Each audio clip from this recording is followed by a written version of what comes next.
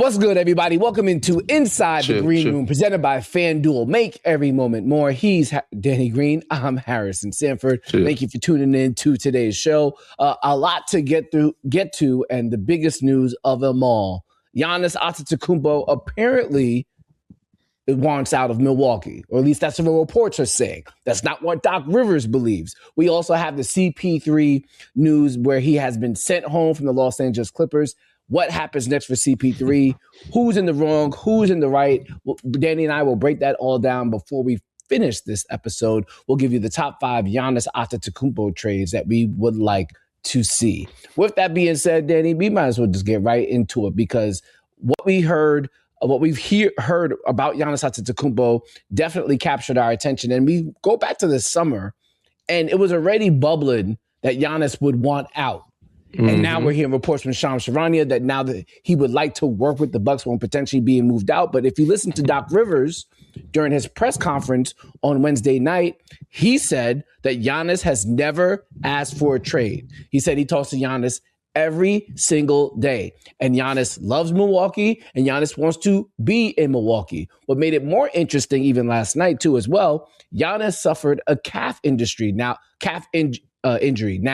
it is believed that it is not anything to do with the Achilles, but I'm pretty sure they'll take a lot of precaution, because you know how it goes. Then the calf all of a sudden turns to the Achilles, and then it's a bad news bears situation for everybody involved. The Bucks, players who want to trade for Giannis, the teams that want to trade for Giannis, the NBA fans themselves. A lot of people would have to pay for that, and nobody wants to see that. With that being said, so much to discuss. First and foremost, do you believe Doc Rivers that Giannis wants to stay? Well, let me say it correctly.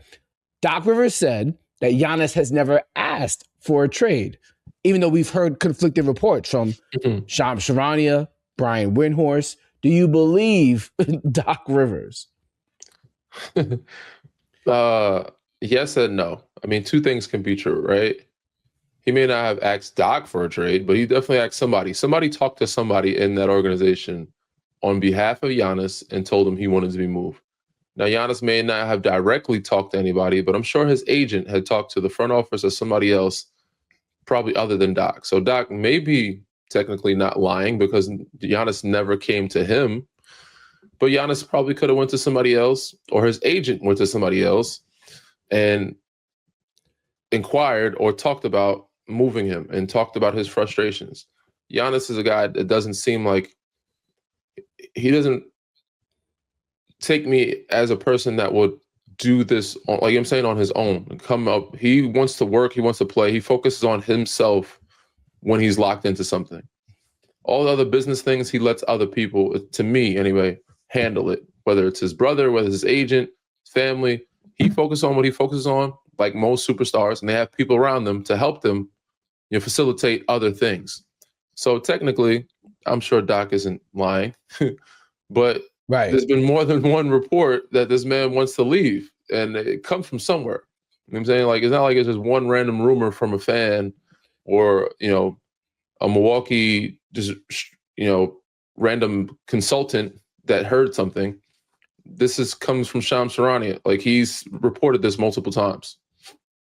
I love how Doc did it last night, because if you don't read between the tea leaves and you just listen to Doc Rivers, if you're a Bucks fan, you're like, you know what? Giannis isn't going anywhere, because to your point, if you really listen to what Doc said, he said, Giannis hasn't told me anything.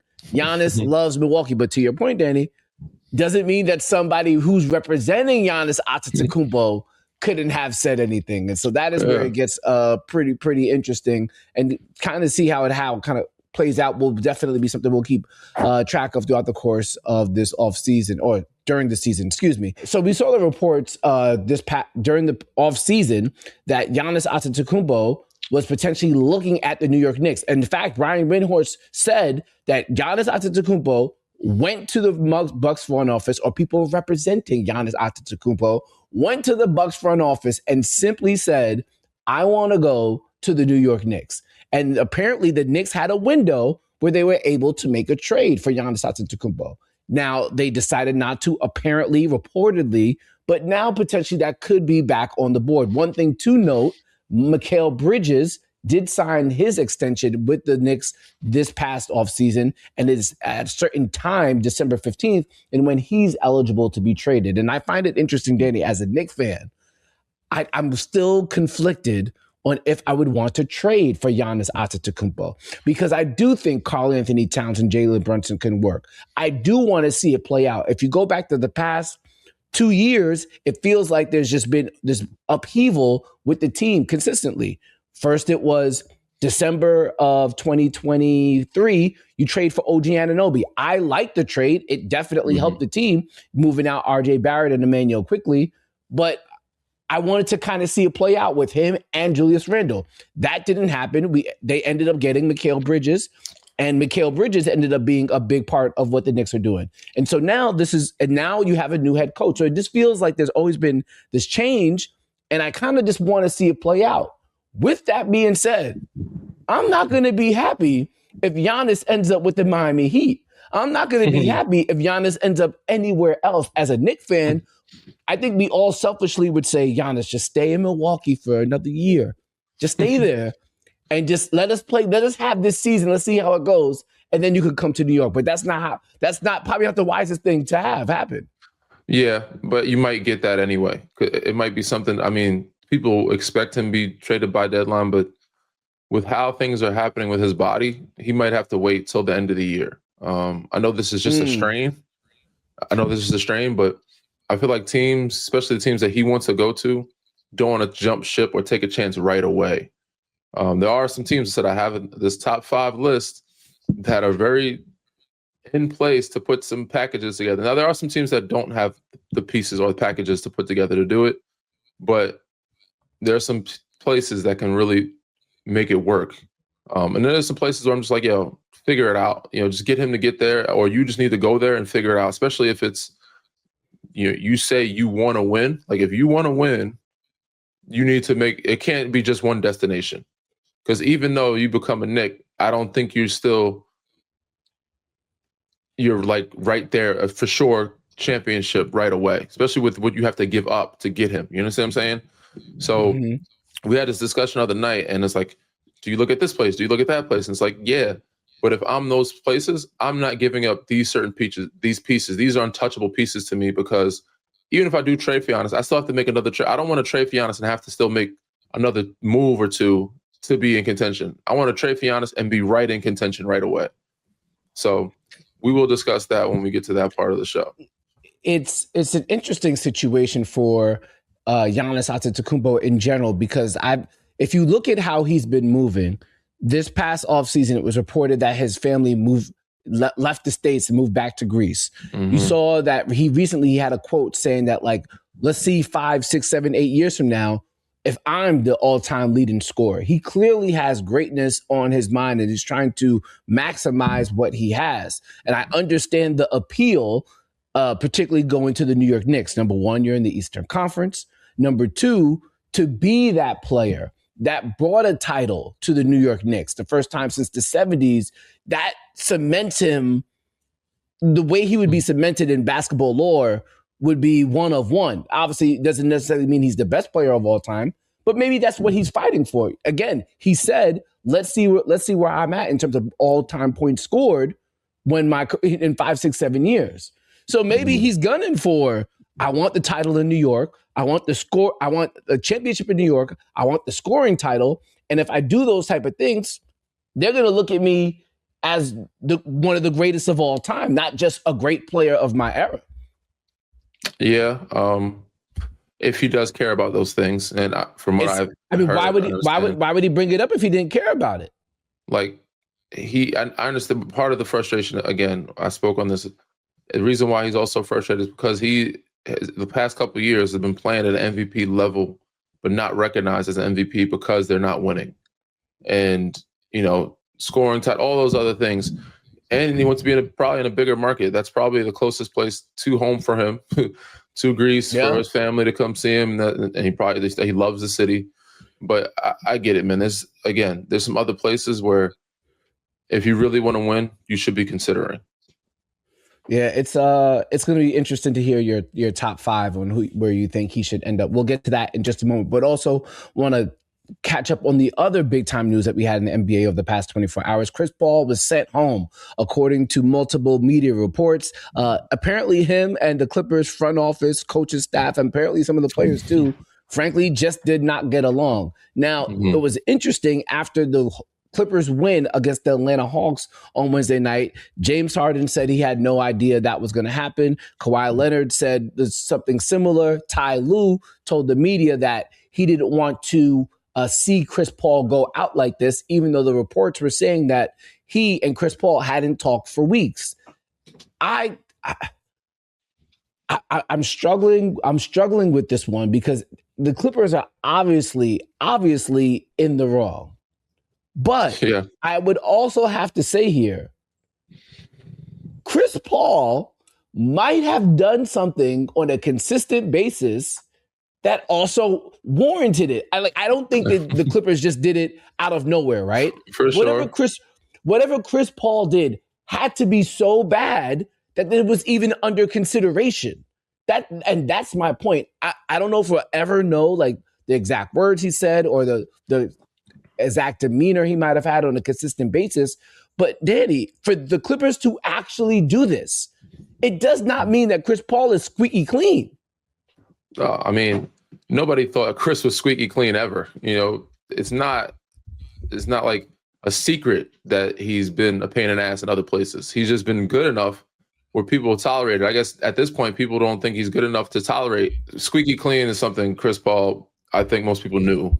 He's not. You know what I'm saying? Like, he's known to be kind of a pain in the ass in some other instances in other organizations. You've had him. They knew this. They had him before. So before signing him, you knew what you were getting out of Chris Paul. I think a lot of people tolerated it because of how good Chris was, or how, you know, but he's 40 years old now. He's not as good. So they're like, you know, they probably don't want to hear it. But bro, you were married to this man before. Like, again, you can't, I'm gonna put in PG terms. You can't marry a bottle service girl, know she's doing bottle service during the time you date her, break up with her, and then come back and expect her to stop doing bottle service. Bruh, she's been doing bottle service the whole time. Before you, during you, after you, what are you expecting? That's insanity. Do you think you're going to get different results? You marry the chick that's doing the same thing she's been doing. That's stupid. So you can get mad at her for doing what she's been doing? Like, you're the dummy. So yeah, you could have handled this better, especially if she's like the top of the top. You know what I'm saying? Like, again, we'll use another, if she's a top music artist or if she's Oprah and you don't want her to stop traveling. Bro, she's great what she does. She had 20 years in the industry. You got to respect what she's done. She's at the end of her career. She just lets you know she's retiring after this year. You couldn't wait. You couldn't wait and thug this out or have a conversation. Listen, honey, you're being a pain in the ass. You're being annoying. And if you don't stop, I'm going to have to send you home. Like, just be cool until the end of the year. That's all it takes, man. But you trying to sit him down like he's a child is crazy. Actually, after knowing how he is and who he was when you got him, again, I know there's some people that could be a distraction. He's not the reason you're losing. I don't think he was that big of a distraction. If he was, you could have a conversation or two before, you know, resorting to this. Well, that's my thing, Danny. I trust me. I am for the most part on Chris Paul's side, but my point is, it's so ridiculous. It's so ridiculous to send him home that he must have done something a lot worse than what is coming out. That is my point. I said this on NBA Today. For Chris's sake, I hope to God it's not something worse. For the Clippers' sake, I hope you've better, because what I'm hearing is not enough. It's not enough. It better be something worse, but I'm not heard anything else. I'm not hearing some behind the scenes story. I'm not hearing he did something crazy. So if I'm not hearing this, which nobody has reported yet, and nobody has rumblings, and we all talk, nothing's a secret anymore. Things get out. He was doing this with the staff, or he was doing that. He was taking advantage, or he was bullying somebody. None of that has come out yet. So I'm like, okay, let me wait. I still waited. We all saw when it happened at midnight, my time, 3 a.m. y'all time. I'm like, this. First of all, I don't know if it's true or not. So Chris Haynes reported. Shout out to him. But I'm like, is this real? Like, hold on. And I was going to text him, but it's late as hell. And I'm like, oh, it's real. So I started picking up. And at that point, I'm like, all right, there's got to be something. There better be some news. Even the next day, I'm like, talking to NBA Today, I'm like, waiting for more news to come out. this is not enough. Like, this is not enough for them to send this man home. Like, what has he done? It has to be something worse, because if not, you guys look terribly bad. Like, you look really bad on how you handled this. Yeah, I think what's going to make it real interesting now too, and from what it seems as if Chris Paul's probably just going to not join a team and he'll just retire. Right now, he can't be waived. He can't be traded. He can't be traded till the 15th. He can't be waived or cut. They have to hold the roster spot. So setting up, like, you couldn't even let him go. You couldn't even waive him. Like, they're unable to. They literally just sent him home, which is just like, we don't want you around the team. Again, that sound like it would be one thing if they waived. They can't even do that. That is my point, Danny. Something must have happened where he was just being so miserable to be around that it was just like, yo, we got to send you home. But it again, being a squeaky wheel is not enough, bro. Being a squeaky wheel, and especially you just told people a week ago, maybe 2 weeks, that you're retiring. It's only 3 or 4 months. You guys are not making it to May. It's only till April. He literally just confirmed. You literally just said, this is my last season. And you guys are not making it past April. So you just got to get to April. I don't care if Tyler and him are not talking. Have a conversation with the man. You know, again, this is not enough. Again, I don't know, bro. Being a squeaky wheel is not enough to send somebody home. And his post let me, like, to me, if he just was quiet, then I'm like, something happened. Him putting on it's right away, they're telling me I'm being sent home. Pete, like I'm saying, like, that let me know he did nothing wrong but be him. He's probably confused. Yeah, for sure. He was definitely, I guess it must have just been a drain on the staff or some other players. It's very, I wish there were more details that will come out, because it seems so ridiculous. But now, Danny brings up the interesting question as it pertains to Chris Paul is, how in the world are the Clippers going to handle this now going forward? Like, after he's officially retired, like, for example, we all thought that his jersey was going to get retired in LA. Like, when he goes to the Basketball Hall of Fame, we thought, like, maybe he'll go in as a Clipper. This unceremonious exit puts all of that in question now. If I was Chris Paul, and even if my ego was hurt, even if I was able to get over my ego being hurt, I don't know if I could go, like, I could say, like, I even want my jersey retired by this franchise for how they did me dirty. Like, yeah. Let me ask you a question. I'm going back to New Orleans if I can. I'll get a Hornets jersey up in the rafters before I do that. But go ahead. Let's say you were eligible, but you may, who knows, you might be. Let's say you were reasonably eligible to be in the Spurs Ring of Honor. I don't think you'll get your jersey retired, obviously, no offense, but maybe you're like you're probably like a Ring of Honor type of guy. You know what I'm saying? Taken. I didn't do enough to be retired anywhere. Sure. I ain't offense taken. So let's say you were eligible to be like Ring of Honor with the Spurs, and then towards the end of your career, they brought you back and they just sent you home. Like the way that they did Chris Paul. Yeah. If I was able to spend my last year there and they just said, yo, you being too much of a... Yeah. What did you conversation? It's reported that he had several conversations with Lawrence Frank. Then that's on me. Like, I'll take that. I was being a dickhead. Like, I just didn't listen. If they had at least 2 conversations with me of, like, Danny, we just need you to chill out. Like, we don't... You know what I'm saying? And we were losing. This is my last year. Mind you, I'll just be happy to be there. If I'm able to spend 22 years in the league, 21 years in the league, of course I want to win. But if I know if it's not going that direction, all right, I need to just chill out. I'm going to enjoy my family. Especially if they have one conversation with me. Listen, we're not in that mode. It's a wrap. We're not going to make it. We're not going to win. So your standard of what you expect from guys and from us is not happening. So just relax. Just have fun. Enjoy the team, try to be a good vet with those guys, and leave it at that. Cool, you ain't got to tell me twice, especially at 40 years old. But I don't think, and again, I appreciate Chris Paul. I respect Chris Paul. I don't think I feel confident that they had those conversations with him. You don't think they had those conversations with him? There's no way they send home a first ballot Clipper Hall of Famer without having multiple discussions about his decorum, about his behavior, about his mannerism, whatever it might have been that was disrupting team chemistry. There's no way they didn't have multiple discussions with him. It would be ludicrous not to do that. And it still seems, regardless of it, that he probably violated. You think that, you hope that on behalf of, for the sake of the Clippers organization. On behalf of logic. On behalf of the Clippers, you would hope that the Clippers organization had logic. But right now, it doesn't seem that way, Harrison. The way he reported, the way he put on his story, the way it's reported, there might have been one conversation. He was very much, it seemed like, in shock or surprise and felt disrespected. And if him and Ty Lue, and if these guys are telling the truth, if James didn't know, Kawhi didn't know, and Ty Lue, even though they weren't talking, I don't believe that. Didn't know. It seems like the Clippers just said, we got to make some changes, and we're starting with Chris. And he was like, "What the fuck? What'd I do?" He woke up like 50 Cent. Like, what are you saying F me for? I did find it interesting that him and Ty Lue weren't talking. How could that relationship be so strained?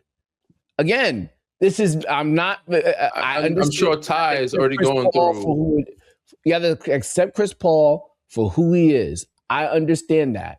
But for the fact that those two, established head coach, established Hall of Fame point guard, can't even have conversations, that's just, there's something wrong about that. And I can't in good conscience, as much as I want to defend Chris Paul, I can't put it all on the Clippers. No, I don't put it all on them. When have we known Ty Lue to have that type of issue with a veteran player? He's dealt with major egos all throughout his career, has he not? Yeah. Again, I don't know for sure the ins and outs, and I'm with you. I don't think that Chris is innocent in any way, shape, or form. This could have been handled in a better way. And now, you hope logically that Clippers had some logic and handled this with some type of grace and respect. Regardless if you hate him or you dislike him or you love him, you got to respect that man. He's done too much in our league to be treated this way. So you hope for their sake that they had some logic and they just didn't react with emotion and just made it happen. Now, yes, Ty Lue is a championship head coach. Chris Paul is not a championship player at the moment. They could have had a discussion or a couple discussions, and Ty Lue was like, he's already on the hot seat. They are losing. They're in the stinker. They're all in the hot seat. The only person that's not in the hot seat is Chris, because he's not expected to do anything right now in the year 2021. I'm sure Ty Lue said, "Bro, appreciate your suggestions, but no, just keep him over there." And at one point, he's like, "Yo, I'm not dealing with you anymore. Listen, I'm going to coach the way I need to coach. You play, need you play. If you be a vet, and we'll go our separate ways." That could have happened. So, but anyway, end of the day, regardless of that, that man has done 21 years in this association. He's one of some people's top 5 point guards of all time. Most people's top 5 point guards of all time without a championship. You got to give him some type of respect. And you hope for their sake that they did. They might not have, but you hope they did. And if they did, again, Chris may be playing victim, but he put up a post, and the way he's acting, we haven't seen an interview yet. I'm sure it'll come out. He will speak. He's not a guy to hold his tongue. He has interviews. He talks. He doesn't avoid the media. He will let you know what happened. And now if those guys are lying, cool. They don't know. Either way, I don't know if there was enough conversations to happen to let this guy go before Christmas. A week after he just announced his retirement. The for it coming shortly after that he announced his retirement, that's a tough call. For it to happen on the road, in the sense even worse. He's got to find a flight back home. Like, he's not flying back with the team. Are you getting him a private plane? He's still under contract. He's still one of your employees. Do you get him a plane? Do you get him a first class ticket? So now he has to fly commercial first class. You guys pay for it. He pays for it. Like, how does that even work? You couldn't wait till you got home? You couldn't do it before you got on the road. I would have asked Chris, "Hey, Chris, when do you want to be your last game? Do you want to play your last game at Intuit Dome? You want to play your last game in Madison Square Garden, in Staples Center. You want to play in Houston, OKC? What is your? Yeah, I would have said, what is your last game you want it to be? We need you to hold the fort until then. And so, because for him, it's sad, but he might have played his last NBA game, and for it to happen, he had no idea. I didn't know it. What was it against? Who did he play his last game he played in the game? Was it the Lakers? I don't know before they hit the road. I don't know the last time he hit the court, but I think that's the disappointing thing. He might have played his last NBA game and he didn't even know it. And to be robbed of that honor when you decided to come back anyway, that's not a good look. And I don't, regardless of what Chris Paul did, even again, I'm on the camp of he must have did something bad for this to happen, regardless of what he did. For him not to even potentially have that moment of knowing when his last game is, when it's pretty much the only reason he came back. That's not right. That, my friends, is not right. That again. With that being said, so I'm trying to remember. So when you played your last NBA game, did you have thoughts that it might be my last? Because your last game was technically a preseason game, wasn't it? No, we started the regular season. It was in Philly, and I think it was against Toronto. I only played like 13 minutes. Didn't have a great showing. BS fouls on me. I only played a couple spot minutes. Then the next game, I did not know it was my last. I didn't know the James Harden trade would happen like that. Yeah. And the next game, they just sat me. So at that point, I'm like, some of the writing is coming on the wall. Like I was in shoot around, a walkthrough. They didn't give me any reason of why that he didn't put me in. The first couple preseason and first couple games, I'm in walkthrough, second unit, whatever. It just so happened for this reason, he's like, all right, we're going to have so-and-so replace you, Danny. You sit out. Okay. Didn't give me any reason why I'm sitting out. So I'm like, am I not playing tonight? They didn't say anything. And now I'm starting to think something's going on. That's what I'm like, something's about to happen. So I didn't think it was going to be my last game, but I'm like, what's happening or are they also another part of mine is maybe they're pushing to get these young guys to play. A front office said, yo, we need to play this guy or that one. So there's a bunch of things running through my mind, but after the trade happened, I'm like, okay, that makes fucking sense. And then Nick said, he was like, I just wanted to rest you. Why didn't you just say that? Like you could come to me and say, I'm gonna rest you tonight. I don't want to. Right. I thought you played a lot of minutes. It was a back-to-back, and I was like, I didn't play a lot of minutes, first of all. And you could have just told me you're resting me. But that was the conversation. And then he was like, I want to figure out a way to try to bring you back, which never happened. But yeah, that was what was going on. And I didn't know that was going to be my last game playing in a uniform in NBA. What I find interesting, and obviously knowing you for a while now, is, and I'm looking at this Chris Paul situation, why does it feel like front offices, head coaching staffs, why do they struggle so much to communicate how they feel or what's going on towards the end of a player's career? I've seen there's so many different players that have these like quote unquote horror stories, or not even, I wouldn't call it horror stories, but like it's not good ones. They're not good stories. Disappointing stories where the only thing that was wrong, whether you evaluate a player on where he is in his career or not, like whatever you think about his talent, that's, everybody has their own opinion. But what I don't understand is why the communication is so bad. Could have made it way better to Melo to Chris Paul, and I know your personal experiences with the various coaches you finished your career, but it's like, why is communication so poor? I don't get it.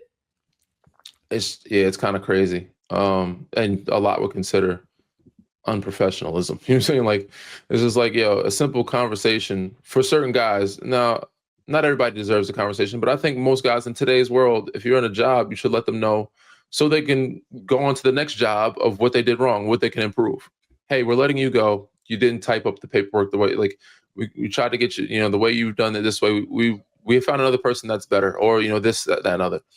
But to have no conversation, you just be like, oh, you're traded, you're waived, you're cut. Damn, what did I do wrong? What do I fix? How do I get better?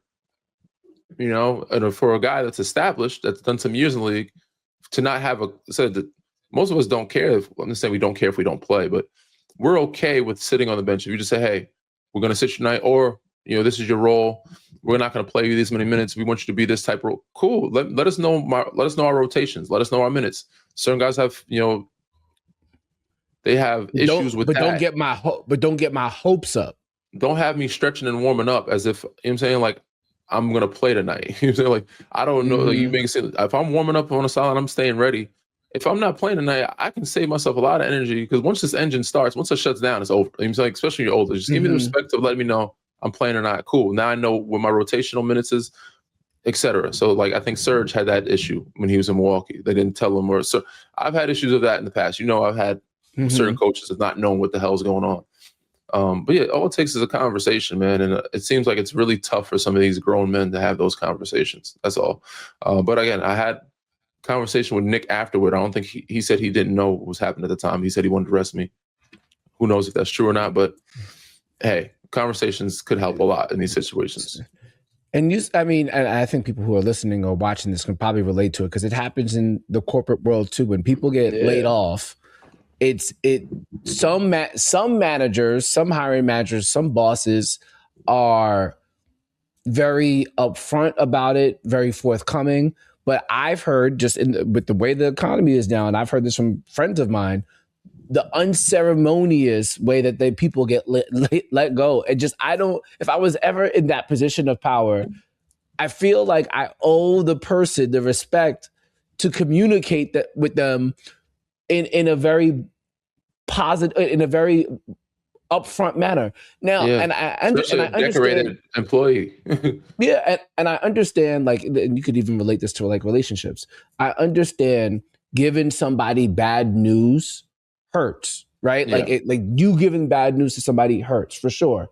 But that 5 minutes of uncomfort, that 10 minutes of uncomfort is so minuscule compared to the person who's about to get the bad news and also feel disrespected.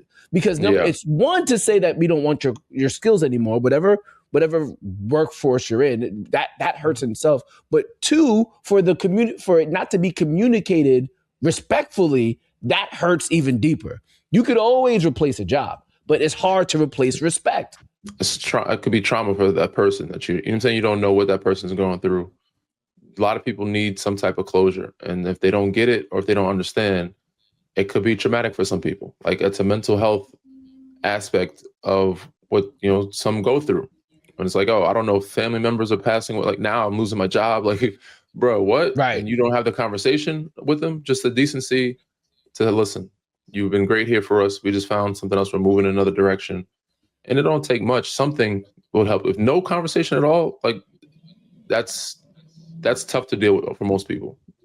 Right. And again, I think that's why I feel like that's why a lot of former players are jaded from the NBA because of how it ended. Like, they always hate the last franchise that they were with because of how they dealt with them in the end. That's why certain people after they go through a breakup, they never go through a relationship again because of how they were treated. That's why certain people hate a certain job that they've had in their history because of the way that it ended. Life evolves. Things happen over time. I think there has to be a little bit more decorum and decency on how things come to an end. That's a rant for another day, but also in 2025 to this Chris Paul situation.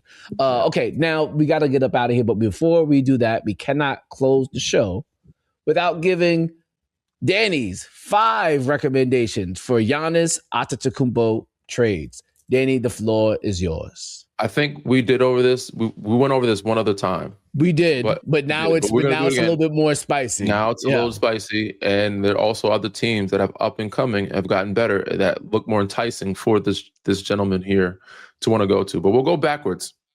Okay. My number 5 spot is gonna be Boston.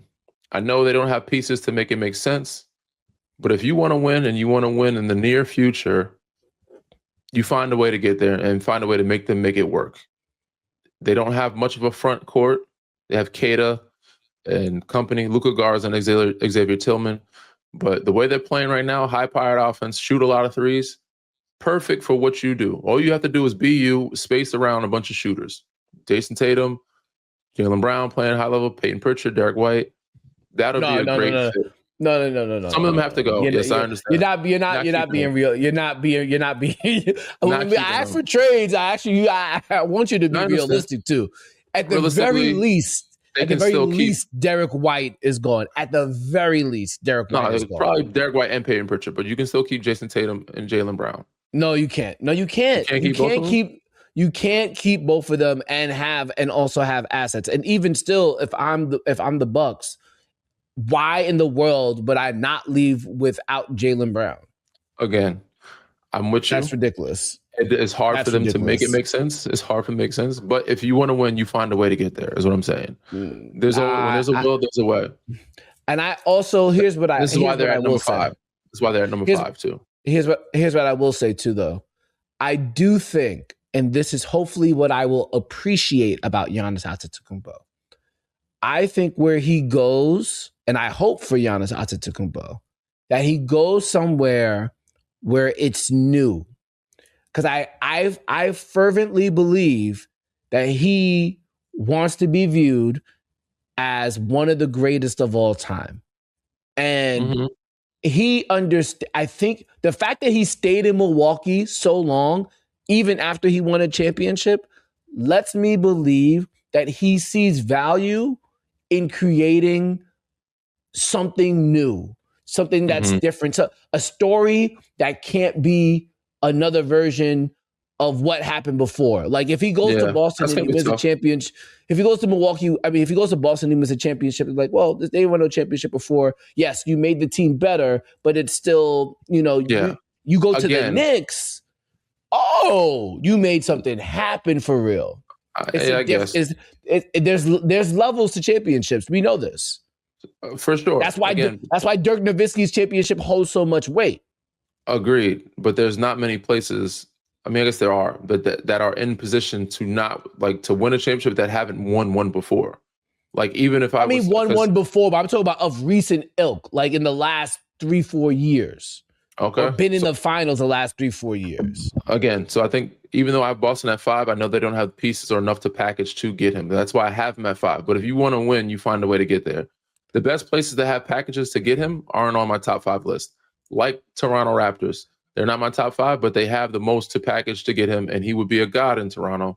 And they are playing well. It's in the East, but I'm not putting them in the top 5. But let's get back to my Can I also since you're not going to put Toronto in there, can I interject?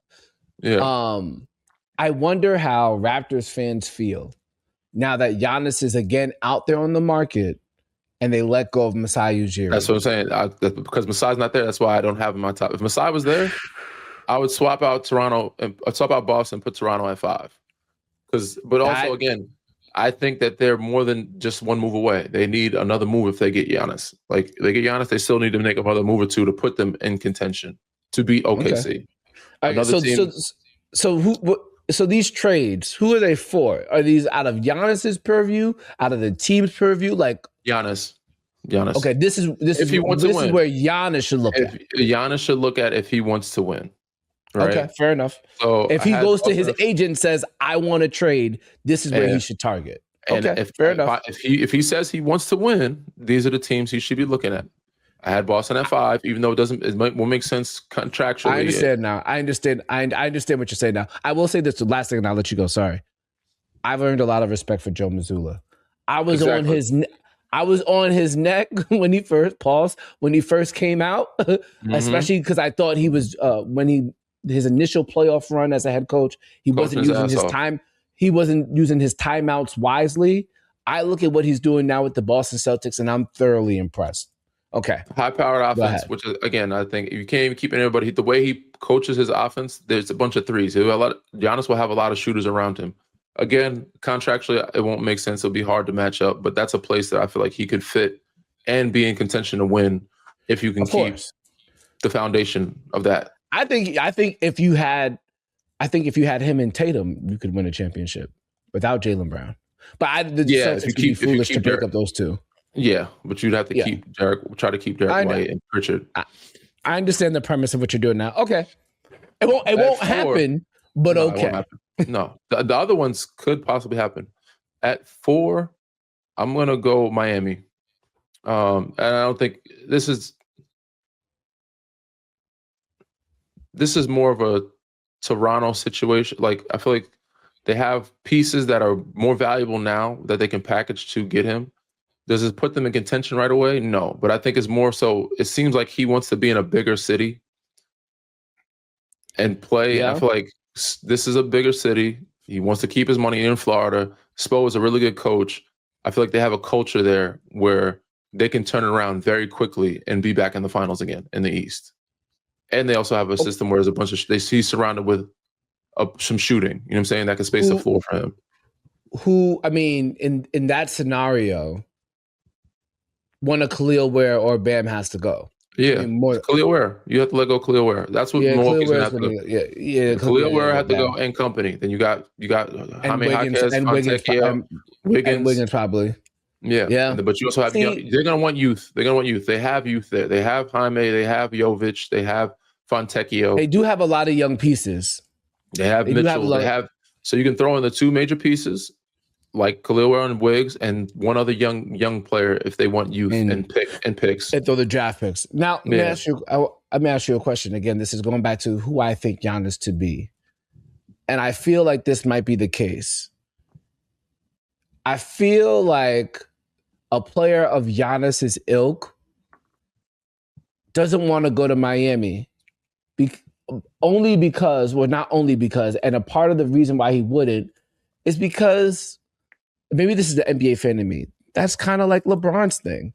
That was like D-Wade, like, I can't win anymore in Milwaukee, so now I'm going to go for the booster pack in Miami, just like LeBron did. I feel like there's something. He's not joining forces with anybody that's great right now that's there. It's not like he's joining forces with a Dwayne Wade and a Chris Bosh there. He's just going there with Bam and Tyler Hero. Not saying to disrespect them, they're very good, but it ain't one of the greatest two guards of all time. And one, you know what I'm saying? Yeah. So again, it seems like he wants to stay East because it's open and it's easier to pathway, but you still have to be in contention to OKC. I understand. I put Miami there because obviously I think they have more of a package to get him than Boston would. That's why they're at 4 for me. For sure. At 3, I got the New York Knickerbockers. I got them at 3. And you're going to understand why when you see my 2 and 1. The Knicks have enough pieces to package. Is where he wants to go. I still think if they get him, they're one more move away from They need depth. They need shooting. They're going to need bench. If you get him, you're going to not deplete the roster, but you have to give up some really good pieces. That's going to make you less deeper. Okay. Here's the trade that was suggested by ESPN for Giannis Antetokounmpo and Jericho Sims. You give up Towns, Pacome Dadier, who was their first-round draft pick last year, Tyler Kolek, a decent backup point guard potentially, a 2020-26 first-round pick, which is top 8 protected, and then a 2028 first-round swap, and then a 2030 first-round swap, and a 2032 first-round swap. I think... But if you're Milwaukee, why the hell would you take that? That's the thing, and that's what makes it interesting. Does Giannis? I'm getting OG or Mikal Bridges. Give me somebody else and Josh. What do you mean? Why not? What's wrong with Cat? I mean, and Danny, that's not saying that Cat has to end up in Milwaukee. You know who might be interested in Cat? Maybe the Phoenix Suns are interested in Cat. Him and Devin Booker get along. They went to Kentucky together. I'm just saying, like, it's not. If Giannis really wants to win in New York, he has to basically tell him only Karl Anthony Towns. Once you start subtracting everybody else, then it's he's going to tell. So Giannis is going to tell the organization who they're getting back in return. It's going to be again. He has some leverage. Fuck out of here. I'm going to make leverage. The best deal for my organization because he has. You out of your goddamn mind. The best deal might be you don't get Giannis at all. You can say where you want to go. Yeah, you have that leverage. Yeah, say where you want. Tell me what I'm getting in return. Not telling me what I'm getting back in return. So maybe now, if we go back to what Brian Windhorst said, he said that the Knicks were told basically during the offseason that Giannis was interested in coming to New York. Apparently, they couldn't agree to whatever it is the offer might have been. But maybe with the other teams potentially getting involved, maybe the Bucks can get what they want and the Knicks can keep who they want if you make it a 3-team deal. If Giannis basically implies, I'm only going to New York, I'm only going to sign an extension in New York. Remember, this is what happened with Anthony Davis, Danny. Anthony Davis basically indicated, oh, you trade me to Boston? Fine, you can trade for me. I'm not signing an extension. And Boston Celtics really backed off of him. Maybe that's what happens here with Giannis Antetokounmpo. He says, you could trade for me. Anybody in the league, you could trade for me, but I'm only signing my extension with the Knicks. And he's great enough to say that and have it people adjust. For sure. But he can't tell them what they get in return. How many years have he on the contract? Did he sign an extension? He has 2 more years after this year, right? Or is it 3 years after this year? I think he's up for an extension in 2 years. I mean, I'm going to double check right now. So he's under contract for whoever trades for him. Is not like a Kawhi situation. You're only getting him for 1 year. You're still getting him for some years. You're getting him for multiple years. Hold on. You have to play out for us for the next 2 or 3 years. We're going to make sure we get this right now. Let's see here. Giannis's contract is, okay, he has a player option in 27-28. So basically he has 1 year after this year. And so you'll go into, if you don't trade him, your leverage is going to be the highest now. Yeah, to get him now and then have him for next year, and he has an option for a year after that. A player op. Yeah. Which again, anyway, if you trade for him now, Danny, you essentially have a year and a half to make it happen. Mm-hmm. And for a lot of teams, it'd be like trading for Kawhi Leonard. If he's also what team would trade for Kawhi Leonard? What team would do the Kawhi Leonard deal to Toronto deal if they knew Kawhi was going to leave and you're not guaranteed a championship? Giannis has power, bro. Toronto, yeah, he does. But again, some teams will still do it. Toronto did it for sure. His teams will do it. If I can get Giannis, sell tickets, win for a year or two, and give myself a chance, some teams will do it. But again, sure. I have Knicks at 3. They can make it work. I have him on there because this is where he wants to go, and they are in the East, and this is a team that can make it happen. Obviously, there's teams that could package where he doesn't want to go, and they could make it happen, like Cleveland, but I just didn't put that on the list either. It didn't make sense because it wouldn't, for him, he wouldn't want to be there. Now, the top 2 makes the most sense to me. If you want longevity, if you want to win, and you want to be in contention for the next 4 or 5 years, maybe 10 years with this other group. Number 2, the San Antonio Spurs. Mm-hmm. Find your way to get to San Antonio. They have a lot of pieces. They have some picks. They can make it work. They have youth. They have people they can package for Milwaukee that would be very enticing for them. They have Jeremy Sohan. They have Keldon Johnson. They have Dylan Harper. I mean, you got to keep one of those guards. They have De'Aaron. Obviously, you want to keep De'Aaron Fox and Castle, but if you want to get rid of one of them, is either between the 3, it's either Dylan, Castle, or Fox, right? You probably can't get rid of Fox. You just signed him to that extension. I think he's eligible 15. Milwaukee wouldn't want Fox. Yeah. So they would want you. They want Castle and Harper. You can get one of those guys and other guys in company. I don't know if you want to get rid of it. You keep Vassell, but you can make Giannis, Wemby, Fox work with Castle and some other groups. I mean, Harrison Barnes playing at a good level right now, so you got some good. You got a lot of good pieces there. Here's a trade suggested by ESPN, at least: Stephon Castle, Harrison Barnes, Kelly Olynyk, Jordan McLaughlin, a 2027 first round pick, a 2029 first round pick, and a 2032 first round pick. I think that's a maybe you would want more if you're Milwaukee, but this is where Giannis has to put his foot down. He said, Giannis could say, I'm leaving because I want to win a championship. Don't deplete the team that I want to go to. Make them find first round picks to make you happy, but don't deplete the team you're going to send me to. That I have to put my foot down if I'm Giannis. I don't see a world where Milwaukee says, all right, we're going to listen to you. We're going to not get what we want back in returon. But hey, if you're going to do that, that's on them. I'm not. You might as well. We'll hold on to you. We'll keep you until we get what we want. That's all. That's all I know. Closed mouths don't get fed. You can try. You can ask. You can try. But again, it depends on who you're dealing with. That ain't working for most motherfuckers. I know. I do wonder how the public's. We've seen it over and over and over again. Whenever a player wants to get out, like you see, like there's a negative energy toward they get bad PR for just making a life choice. Yeah. I wonder how this one is going to play out. Yeah. Number 1, Oklahoma City Thunder. No. I mean, okay, you're being ridiculous now. I mean, of course, yes, fine, you could do that. No. You sound like a Knicks fan right now. Are you upset? No, of course, yes, of course you could do that for sure. They have all the assets in the world, but we're not being real here. What's not real about it? I can't believe you suggested that, bro. If you want to win, that's the number 1 spot he should go to.